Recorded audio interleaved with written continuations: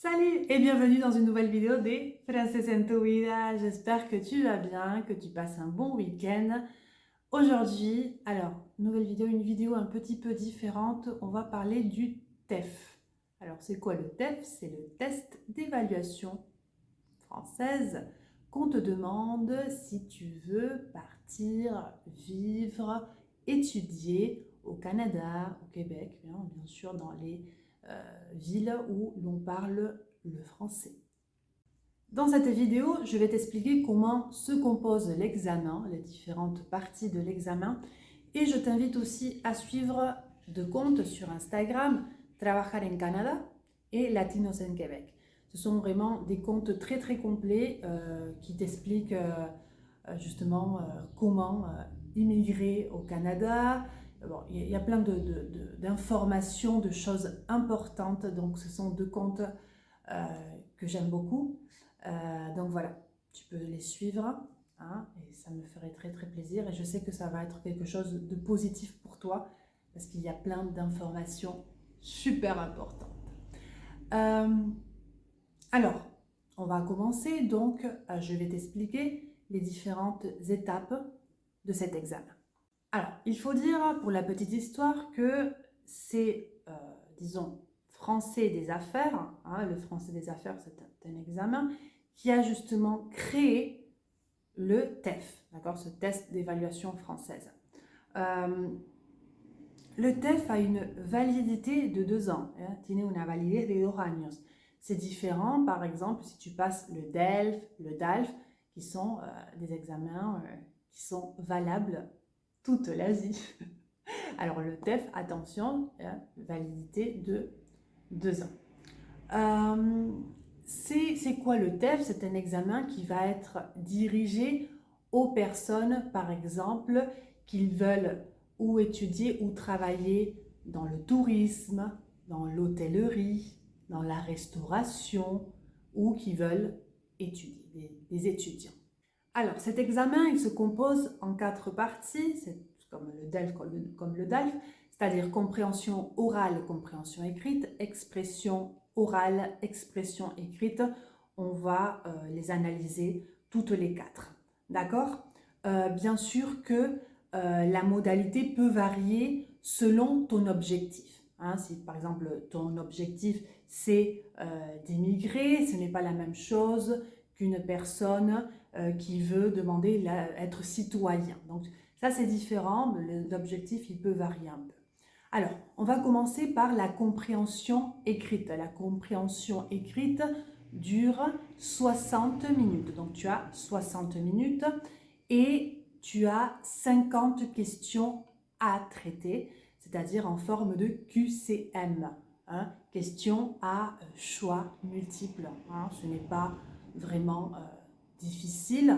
Hein, je pense, pour moi, ce n'est pas difficile quand tu as des questions à choix multiples parce que tu as les options, il faut réfléchir. Et justement, ces questions vont s'appuyer sur un support, qu'on va te donner, hein, et avec des activités. Donc, ces questions à choix multiples, c'est par rapport à un support qu'on te donne.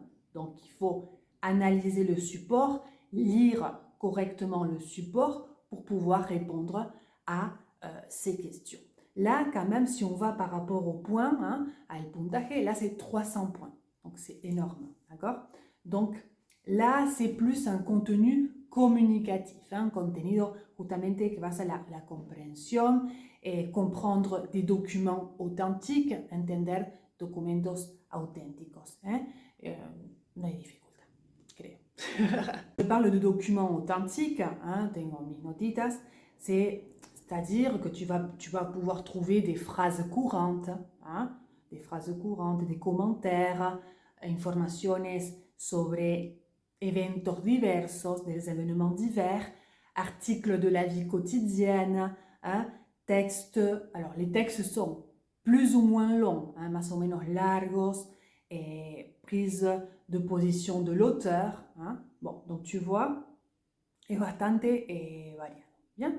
Ensuite, tu as que van a évaluar ahí. Ils vont évaluer ta capacité a identifié la nature des documents, ¿eh?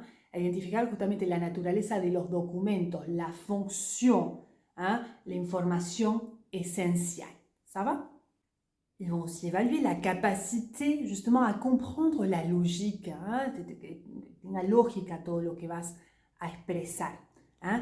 Y là, on parle aussi des expressions idiomatiques, las famosas expresiones idiomáticas, que ahí, bueno, es cuestión de estudiárselas un poquito, c'est-à-dire la bonne information, comprendre bien le message. ¿Eh?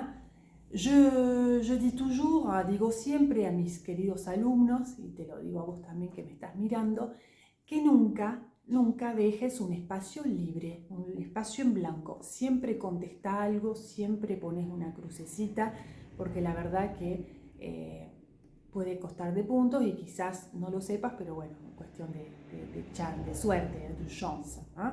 Entonces, ese es mi primer, siempre lo digo, no dejes algo sin completar. Bien, ok, hasta ahí fue la primera parte, ahora pasamos a la compréhension orale.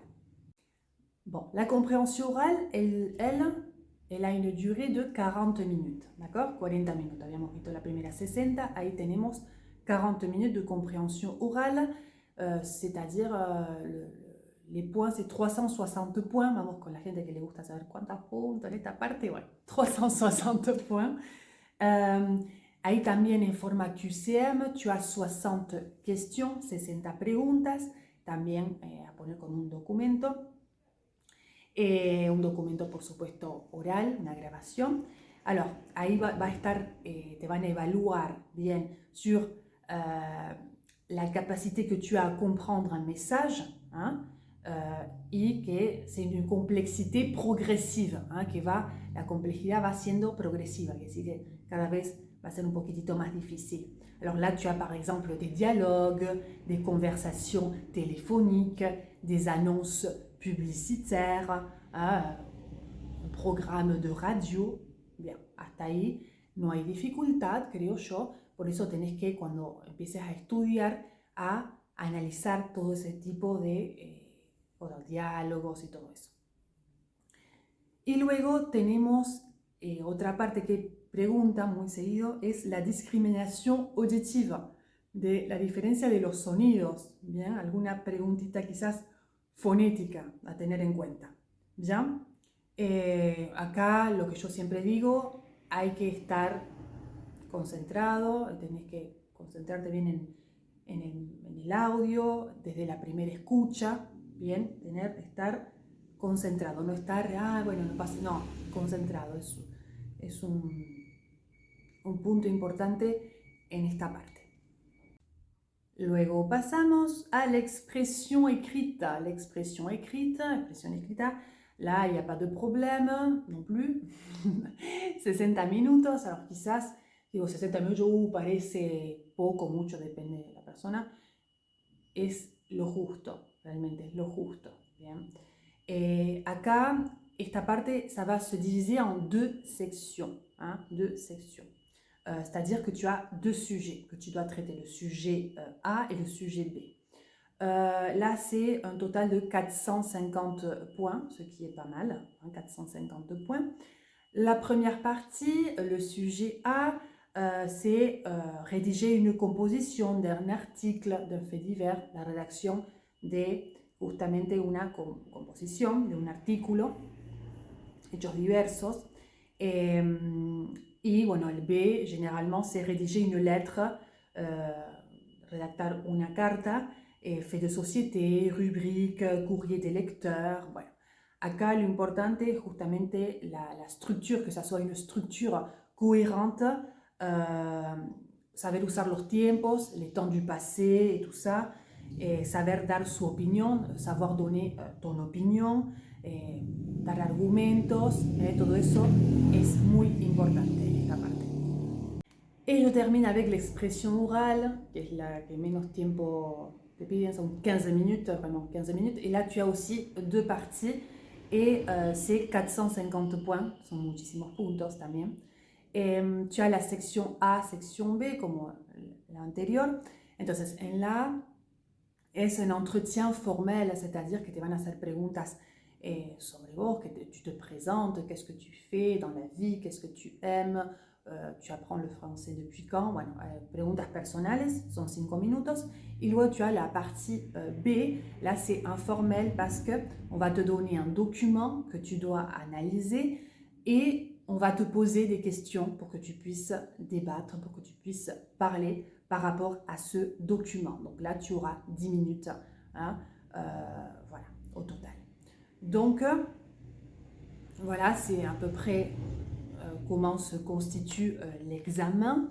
Pour avoir les résultats, à peu près, ça tarde 4 à 6 semaines. Tu les reçois par courrier. Voilà, creo que dije todo. Si tu as des questions à me poser par rapport au TEF, si tu veux que je fasse d'autres vidéos comme ça, de ce type, cambie un poco, algún video así sobre el DELF, te gustaría, me preguntas, tu me laisses un petit commentaire. N'oublie pas, si tu as aimé ma vidéo, on met quoi? Oui, un petit pouce pour me dire si tu as aimé.